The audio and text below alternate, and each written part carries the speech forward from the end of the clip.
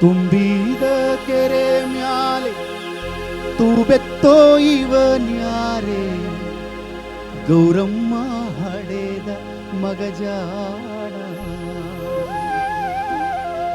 ಗೌರಮ್ಮ ಹಡೆದ ಮಗಜಾಣ ನಾರಾಯಣಗೌಡರು ಕನ್ನಡಕ್ಕಾಗಿ ದುಡಿದವರೇ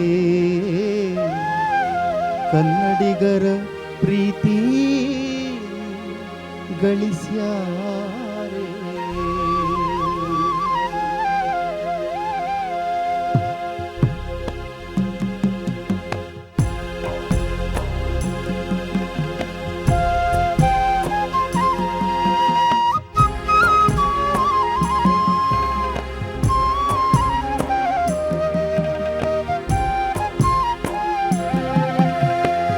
ತುಂಬಿದ ಕೆರೆ ಮ್ಯಾಲೆ ತೂಬೆತ್ತೋ ಇವನ್ಯಾರೆ ಗೌರಮ್ಮ ಹಡೆದ ಮಗಜಾಣ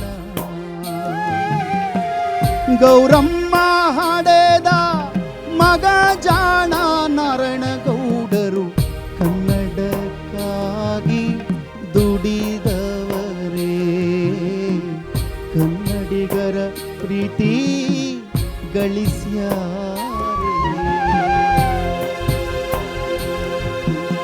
ಕನ್ನಡಕ್ಕಾಗಿ ಹುಟ್ಟಿದವ ರಕ್ಷಣಾ ಪಡೆಯ ಕಟ್ಟಿದವ ಸಾಧುಗಳಿಗೆ ಎಂದು ಸಾಧು ಇವ ಸ್ವಪ್ನ ಇವ.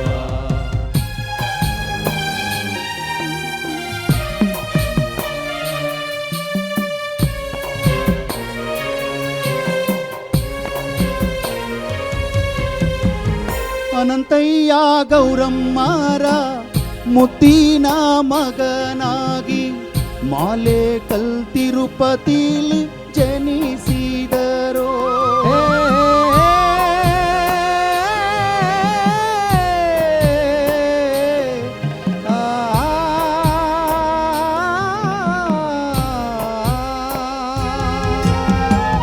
ಅನಂತಯ್ಯ ಗೌರಮ್ಮರ ಮುತ್ತಿನ ಮಗನಾಗಿ ಮಾಲೇಕಲ್ ತಿರುಪತಿಲಿ ಜನಿಸಿದರು.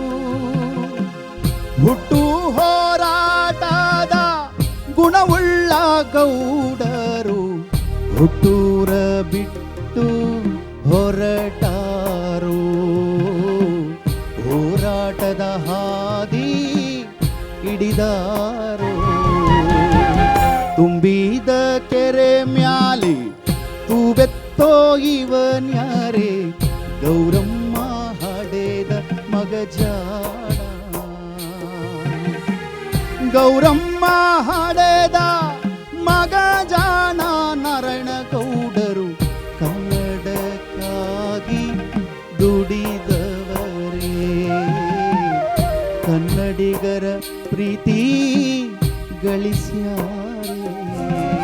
ಕನ್ನಡಕ್ಕಾಗಿ ಹುಟ್ಟಿದವ ರಕ್ಷಣಾ ಪಡೆಯ ಕಟ್ಟಿದವ ಸಾಧುಗಳಿಗೆ ಎಂದು ಸಾಧು ಇವ ಬಾಧಿಪರಿಗೆ ಸಿಂಹ ಸ್ವಪ್ನ ಇವ ಕನ್ನಡಕ್ಕಾಗಿ ಹುಟ್ಟಿದವ ರಕ್ಷಣಾ ಪಡೆಯ ಕಟ್ಟಿದವ ಸಾಧುಗಳಿಗೆ ಎಂದು ಸಾಧು ಇವ ಬಾಧಿಪರಿಗೆ ಸಿಂಹ ಸ್ವಪ್ನ ಇವ ಬಾಧಿಪರಿಗೆ ಸಿಂಹ ಸ್ವಪ್ನ ಇವ ಬಾಧಿಪರಿಗೆ ಸಿಂಹ ಸ್ವಪ್ನ ಇವ.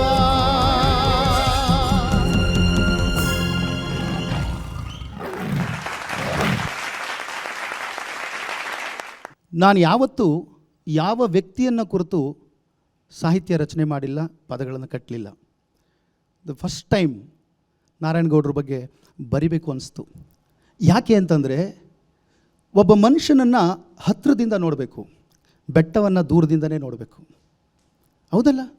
ಒಬ್ಬ ಮನುಷ್ಯ ಅರ್ಥ ಆಗೋದು ಹತ್ರದಿಂದ, ಬೆಟ್ಟ ಅರ್ಥ ಆಗೋದು ದೂರದಿಂದ. ಅಲ್ಲಿ ಹೋದರೆ ಕಲ್ಲು ಮುಳ್ಳೆ ಅಲ್ವಾ?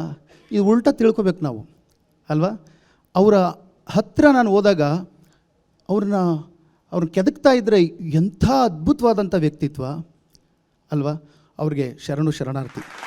ಇದು ಪ್ರಥಮ. ಆದರೆ ಇನ್ನೊಂದು ಪ್ರಥಮ ಇಲ್ಲೇ ಇದೆ. ಸರ್ ಮರೆತು ಬಿಟ್ಟಿರ್ತಾರೆ, ಮನೋಹರ್ ಸರ್. 2001ನೇ ಇಸ್ವಿ ಕ್ಷಾಮ ಅಂತ ಒಂದು ಪಿಕ್ಚರ್ ಮಾಡಿದರು. ಪರ್ಗೂರು ರಾಮಚಂದ್ರಪ್ಪನವರು ನಿರ್ದೇಶನ.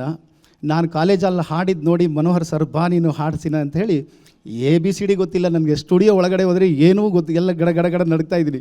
ಒಂದೇನೋ ಬಿಟ್ಟು ಕೊಟ್ಬಿಟ್ಟಿದ್ದನ್ನು ಹಾಡು ಅಂತ ಹೇಳಿದ್ರು, ಬಟ್ ಅದನ್ನು ಹಾಡಿಸಿದ್ರು ಸರ್. ಆ ಬಿಟ್ ನನ್ನ ವಾಯ್ಸಲ್ಲೇ ಇದೆ ಸರ್.